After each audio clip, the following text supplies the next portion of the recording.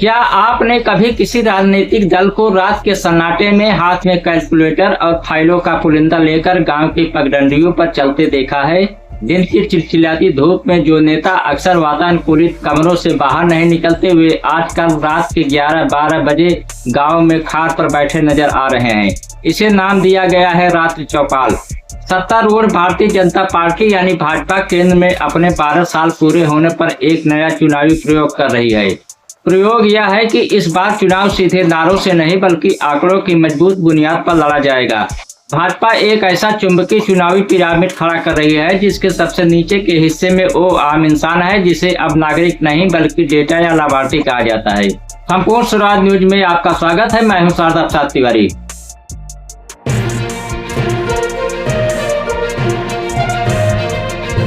लेकिन सवाल यह है कि क्या आंकड़ों की इस चमक में गांव की बुनियादी हकीकत छिप जाएगी? क्या रात के अंधेरे में सरकारी आंकड़ों की घुट्टी पिलाने से दिन के उजाले की बेरोजगारी और महंगाई कम हो जाएगी?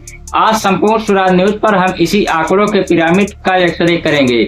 जरा सोचिए, आज सुबह उठते हैं, आपको याद आता है कि रसोई गैस का सिलेंडर महंगा है। आप काम की तलाश में निकलते हैं, काम नहीं मिलता।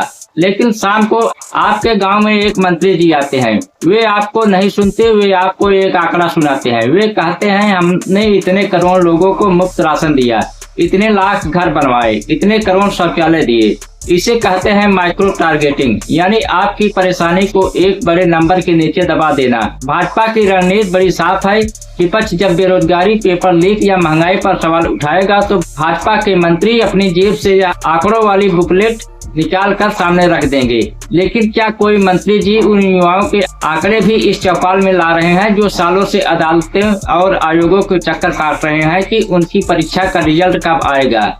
क्या उन किसानों का भी कोई डेटा इस पिरामिड में है जिन्हें अपनी फसल का सही दाम पाने के लिए मंडियों में रातें गुजारनी पड़ती है? आंकड़ों का यह पिरामिड ऊपर से जितना भव्य दिखता है, नीचे बैठे इंसान के लिए उतना ही भारी होता जाता है। क्योंकि जब आप एक नागरिक से बदलकर सिर्फ एक लाभार्थी संख्या बन जाते हैं। अब आते हैं इस अभियान के सबसे दिलचस्प हिस्से पर, रात्रि चौपाल। 8 जून से 14 जून तक मंत्रियों, सांसदों और विधायकों को टास्क दिया गया है कि वे एसी कमरों को छोड़ें और गांवों में जाकर सोएं, जनता के बीच रहें। यह सुनने में कितना सुंदर लगता है। लोकतंत्र हो तो ऐसा, जहां सरकार खुद चलकर जनता के द्वार पर आ गई है। लेकिन क्रोनोलॉजी को समझिए, यह चौपाल दिन में क्यों नहीं लगती? दिन में ग्रामीण अपने खेतों में होता है, मजदूरी पर होता है। रात को जब वह थका हारा घर लौटता है तब उसके आंगन में यह राजनीतिक थिएटर चलता है। मंत्री जी आते हैं, साथ में जिले के प्रशासनिक अधिकारी भी होते हैं। कहा जा रहा है कि मौके पर ही बिजली, सड़क, पानी की समस्याओं का निपटारा हो रहा है। मगर साहब, एक बुनियादी सवाल तो पूछना बनता है। जो सरकार पिछले 12 सालों से सत्ता में है, उसे अपने आखिरी सालों में रात के अंधेरे में अफसरों की फौज लेकर गांव-गांव क्यों भागना पड़ रहा है? क्या इसका मतलब यह नहीं कि जो सिस्टम दिन के उजाले में काम करना चाहिए था, वह दफ्तरों में बैठकर काम नहीं कर पाया? अगर जिला मुख्यालय के दफ्तर में आम आदमी की सुनवाई हो जाती तो क्या मंत्री जी को रात में चौपाल लगाने की नौबत आती? यह त्वरित समाधान असल में उस प्रशासनिक विफलता का विज्ञापन है जिसे मास्टर स्ट्रोक बताकर बेचा जा रहा है। इस पूरे खेल में विपक्ष कहाँ है? विपक्ष शायद अभी तक यह समझ ही नहीं पाया कि राजनीति अब सिर्फ रैलियों और बयानों की नहीं रह गई है। भाजपा ने अपनी पूरी मशीनरी को प्रगति पथ यात्रा और जन सहयोग कार्यक्रमों में झोंक दिया है। चलिए अब थोड़ा अंदर चलते हैं। कागजी दावों से हटकर जरा जमीन पर नेताओं के नाम और पते खंगालते हैं कि आखिर कौन कहां जाकर खाट तोड़ रहा है, या कहें कि जनता का दिल टटोल रहा है।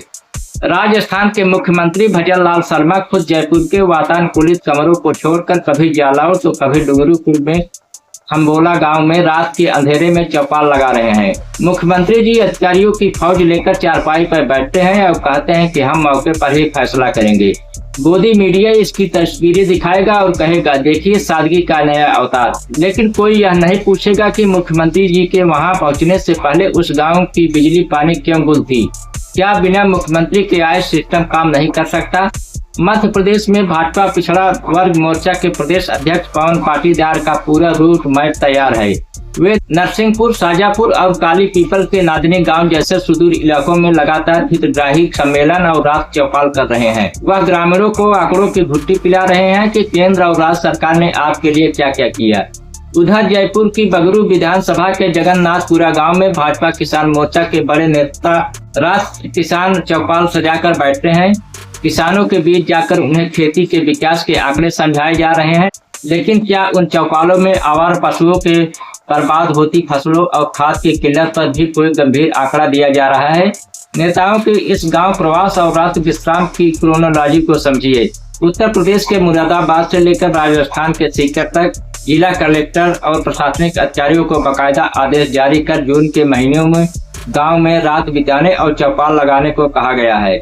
यह पूरा तामझाम यह बताने के लिए है कि सरकार आपके द्वारा है, लेकिन विपक्ष इसे इवेंट मैनेजमेंट और फोटो खिंचवाने का स्टंट कह रहा है। सोचिए, जब दिन के उजाले में दफ्तरों के चक्कर काट काट कर आम आदमी चप्पलें घिस देता है तब उसकी कोई नहीं सुनता, लेकिन जब चुनाव के पिरामिड को मजबूत करना हो तो रात के 11 बजे लालटेन की रोशनी में अफसरों की पूरी बारात गाँव के सरकारी स्कूल में आकर बैठ जाती है। चलिए अब देश के सबसे बड़े राजनीतिक सूबे उत्तर प्रदेश का रुख करते हैं, क्योंकि दिल्ली की सत्ता का रास्ता इसी लखनऊ से होकर गुजरता है। मुख्यमंत्री योगी आदित्यनाथ ने अपनी पूरी कैबिनेट को स्पेशल सत्र प्लान के तहत आदेश जारी कर दिया है। मुख्यमंत्री जी ने साफ कह दिया है कि कोई भी मंत्री अब लखनऊ के सचिवालय में बैठकर सिर्फ फाइलों पर दस्तखत नहीं करेगा। जून की इस उमस भरी गर्मी में सबको गांव की खाट पर जाकर रात प्रवास और चौपाल लगानी होगी। जरा यूपी के इन उदाहरणों की क्रोनोलॉजी को समझिए। जल शक्ति मंत्री स्वतंत्र देव सिंह बुंदेलखंड और पूर्वांचल के सुदूर गाँव की पगडंडियों पर घूम रहे हैं। वे चौपाल लगाकर किसानों को बता रहे हैं कि हर घर नल योजना से कितना पानी पहुंच गया है। लेकिन क्या मंत्री जी की चौपाल में उन बुंदेलखंडी महिलाओं को भी बोलने का मौका मिल रहा है जो आज भी हैंडपंप के रिबोर्स न होने की वजह से आधा किलोमीटर दूर से पानी लाने को मजबूर हैं? खादी एवं ग्रामोद्योग मंत्री राकेश सचान और संसदीय कार्य मंत्री सुरेश खन्ना जैसे दिग्गजों को भी जिले अलर्ट कर दिए गए हैं। ये नेता गांवों के सरकारी स्कूलों या पंचायत भवनों में रात गुजार रहे हैं। हाथ में कागज लेकर एक ग्रामीण को वन डिस्ट्रिक्ट वन प्रोडक्ट और डिफेंस कॉरिडोर की कामयाबी के आंकड़े सुना रहे हैं। लेकिन सोचिए, कल या गाजीपुर या बहराइच के किसी गांव में बैठा एक बेरोजगार युवा जब इन मंत्रियों से पेपर लीक और रुकी हुई भर्तियों पर सवाल पूछना चाहता है तो उसे डेटा का माया जाल दिखाकर चुप करा दिया जाता है। नगर विकास मंत्री अरविंद कुमार शर्मा, पशुधन विकास मंत्री धर्मपाल सिंह भी अपनी अपनी टीम के साथ जमीन पर उतरे हैं। धर्मपाल सिंह जी आवारा पशुओं की समस्या से जूझ रहे किसानों के बीच जाकर गौशालाओं के सरकारी आंकड़े पढ़ रहे हैं। मगर सवाल वही है, सरकारी डायरी में जो गौशालाएं कागज पर हरी भरी दिखती हैं, क्या रात के अंधेरे में खेतों की रखवाली कर रहे किसान की आंखों का दर्द उन आंकड़ों में कहीं दर्ज हो पाता है? उत्तर प्रदेश में यह जो पूरा तामझाम चल रहा है ना, इसे भाजपा 12 साल विश्वास के विकास के नाम से प्रचारित कर रही है। 5 जून से शुरू होकर 21 जून तक चलने वाले इस महाअभियान में हर विधानसभा क्षेत्र में 10 किलोमीटर की प्रगति पथ यात्रा निकाली जा रही है। विपक्ष इसे 2027 के उत्तर प्रदेश विधानसभा चुनाव की घबराहट और समय से पहले की गई बैरिकेडिंग कह रहा है।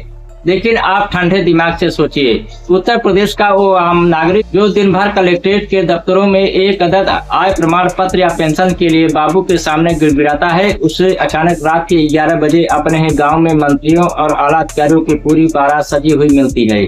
क्या यह जनता का सम्मान है या फिर आने वाले कल की राजनीतिक विचार पर एक वोट का डेटा में तब्दील करने की कोई बहुत बड़ी प्रयोगशाला? 21 जून को जब अंतर्राष्ट्रीय योग दिवस होगा तब तक भाजपा देश के लाखों गांवों के करोड़ों मतदाताओं के फोन में अपना डेटाबेस फीड कर चुकी होगी। आपके हाथ में जो बुकलेट थमाई जा रही है वह सिर्फ कागज नहीं है, वह आपके मनोविज्ञान को बदलने का एक टूल है। आपको यह एहसास कराया जा रहा है कि आपके जीवन में जो कुछ भी अच्छा है वह सरकार की कृपा से है और जो बुरा है वह शायद आपकी किस्मत है या विपक्ष की साजिश।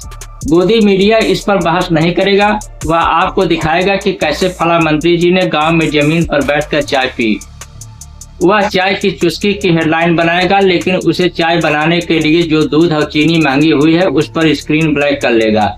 हमारे प्यारे दोस्तों, दर्शकों, इस पूरी कवायद का निचोड़ क्या है? निचोड़ यह है कि चुनाव अब केवल विचारधारा का नहीं बल्कि मैनेजमेंट का खेल बन चुका है। भाजपा आंकड़ों की एक ऐसी मजबूत दीवार खड़ी कर रही है जिसे लांघना विपक्ष के लिए फिलहाल नामुमकिन सा लग रहा है। लेकिन गाँव की खाट पर बैठे उन बुजुर्गों की आंखों में देखिए, वे मंत्री जी की बात सुन रहे हैं, हाँ में हाँ मिला रहे हैं क्योंकि उनके हाथों में सत्ता है, पुलिस है, प्रशासन है। लेकिन जब वही ग्रामीण वोटिंग मशीन के सामने अकेला खड़ा होगा, तब क्या वह इन आंकड़ों को याद रखेगा या अपने भूखे पेट और बेरोजगार बेटे के चेहरों को याद रखेगा? सरकारें आएंगी, सरकारें जाएंगी, आंकड़े बनते रहेंगे, पिरामिड ऊंचे होते रहेंगे। लेकिन अगर देश का नागरिक आंकड़ों के इस मायाजाल में अपनी बुनियादी चेतना खो देता है, तो यकीन मानिए लोकतंत्र की यह चौपाल हमेशा के लिए बिकाऊ हो जाएगी। तो आखिर में बात बड़ी साफ है, पिरामिड आंकड़ों का हो या पत्थरों का, उसे खड़ा करने के लिए सबसे पहले नीचे की ईंट को ही पीसना पड़ता है। सरकारें दिन के उजाले में दफ्तर चमकाएं या रात के अंधेरे में चौपाल सजाएं, चुनावी गुड़ा भाग तो चलता रहेगा, लेकिन लोकतंत्र का असली हिसाब आंकड़ों की फाइलों में नहीं, नागरिक की जेब खाली और उसके बच्चों का भविष्य तय होता है। आप चौपाल में जरूर जाइए, नेताओं के दिए आंकड़े भी सुनिए, लेकिन सुबह के उजाले में एक बार आईने के सामने खड़े होकर खुद से बस एक छोटा सा सवाल पूछिएगा कि इस चमचमाते पिरामिड में एक आजाद नागरिक के तौर पर आपकी जगह कहाँ है? नमस्कार, जय हिंद।